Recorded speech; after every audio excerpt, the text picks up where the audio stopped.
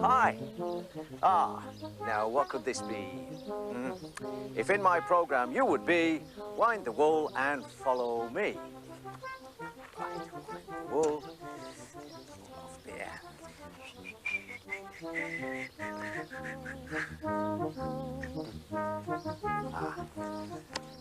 Follow where the wool has led, first the yellow, then the red. Just do as he said. Where on earth are we going? There's the next one, and next one. Ha! Ha ha! Wind it slowly, wind it fast. A secret you will find at last.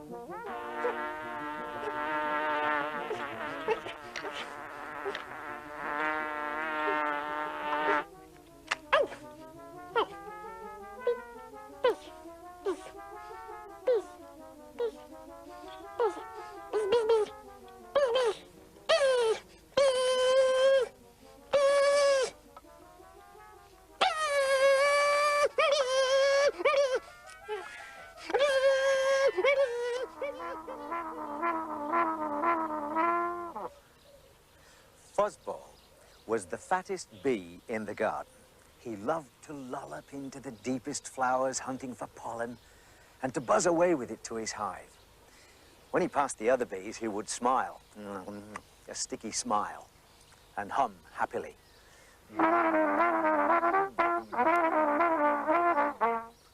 He was the best bee, and he knew it.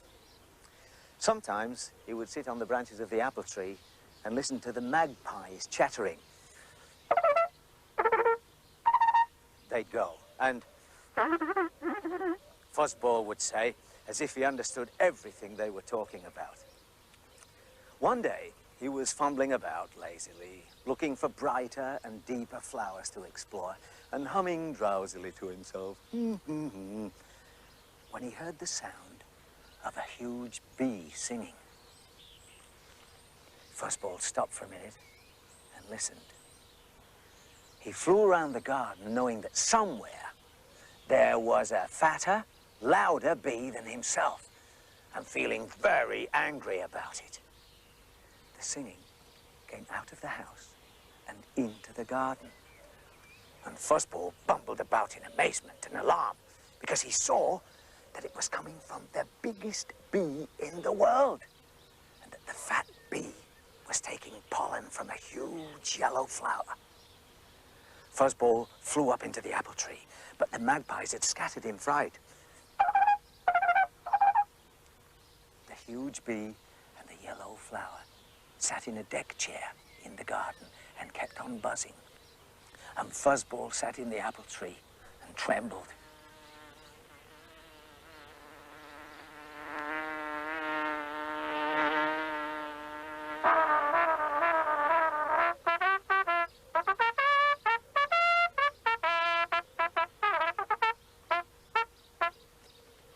The huge bee was a man called Ben. He played in a band every Sunday. He'd come out in the garden in his black and gold bandman's outfit to practice his trumpet. And there he was, buzzing away happily and not knowing how much fright he was giving to everyone. But even though Fuzzball was frightened, he was greedy. He thought Ben's trumpet was the brightest flower he'd ever seen. The more he thought about it, the more he wanted to explore its dark mouth for the wonderful sweet pollen that must be inside it. When Ben was quiet for a moment, Fuzzball took his chance. He flew to the rim of the trumpet and peered down it. It was deep and dark, like the heart of a golden lily. He hummed quietly to himself, because he was very frightened, and then he plunged down. That was when Ben started playing again.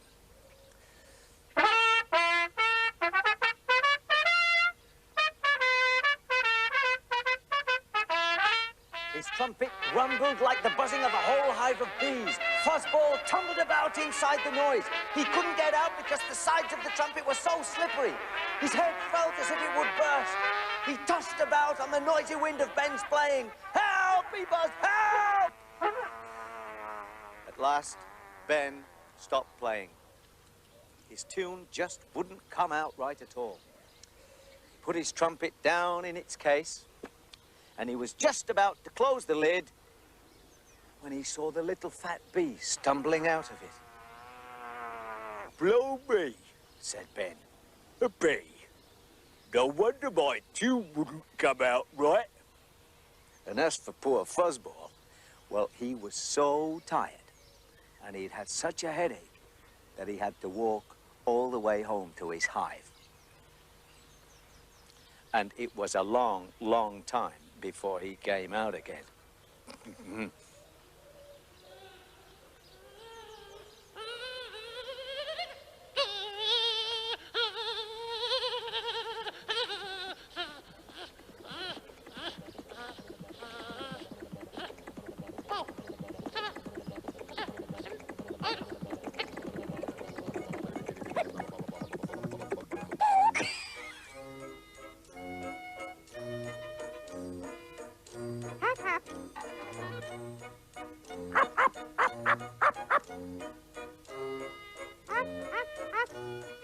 Thank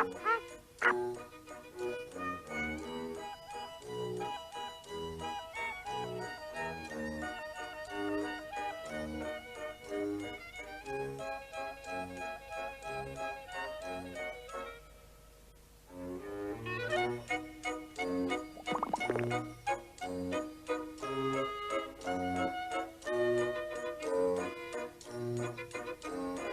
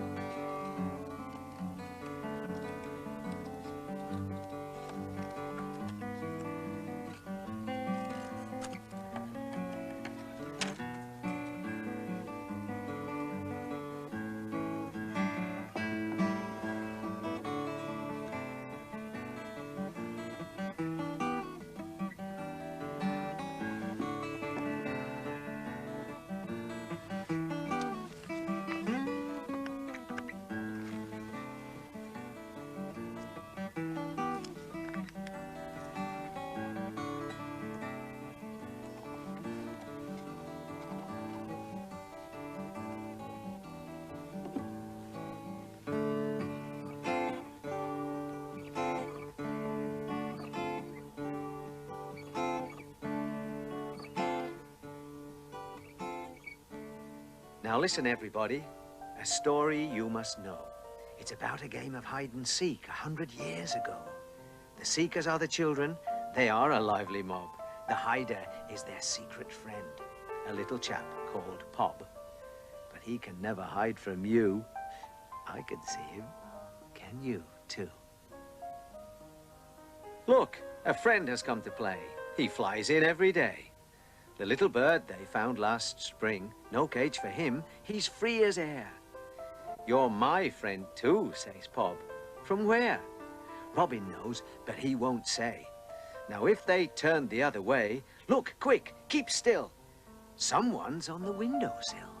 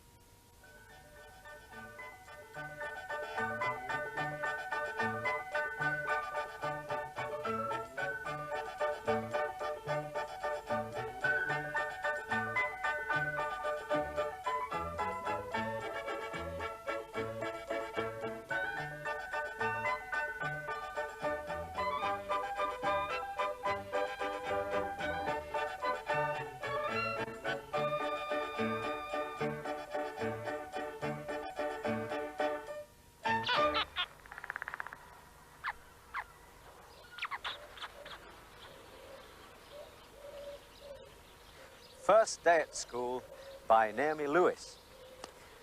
Mum took me in the morning. It looked all right, I thought. Can't wait, I'm late. I'll see you soon. I'll call for you this afternoon. That was all right, I thought. We wrote our names. We played some games. I ate the bun I'd brought. It was all right, I thought. But a boy called Frankie cried and cried. Boo, boo. He was silly, I thought. But since he cried, we all cried too. Boo, boo. I did too. We were silly, I thought. Oh, let me see, what have we got here? This is the message Pob would send. Remember me, I'm your friend. Don't you think that a very strange tale of how a bee made your trumpet wail? I wonder if Pob's got a trumpet. Because if he hasn't, I've got a present for him here. I wonder if it plays.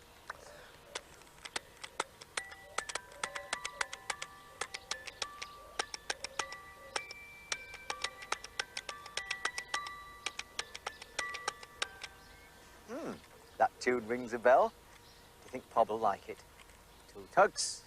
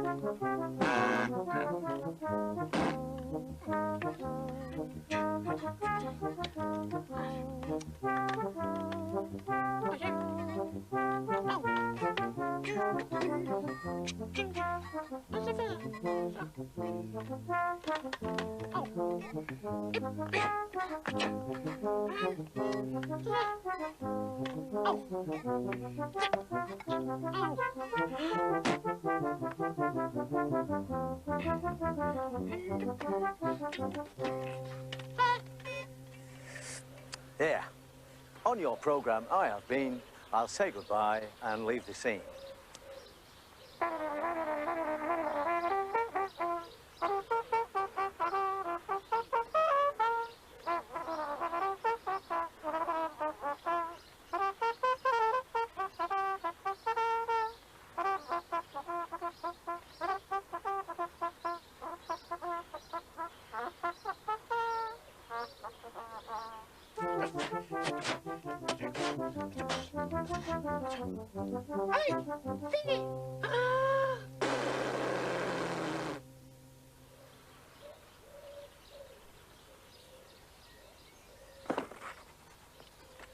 Is this the right place for Pob's programme?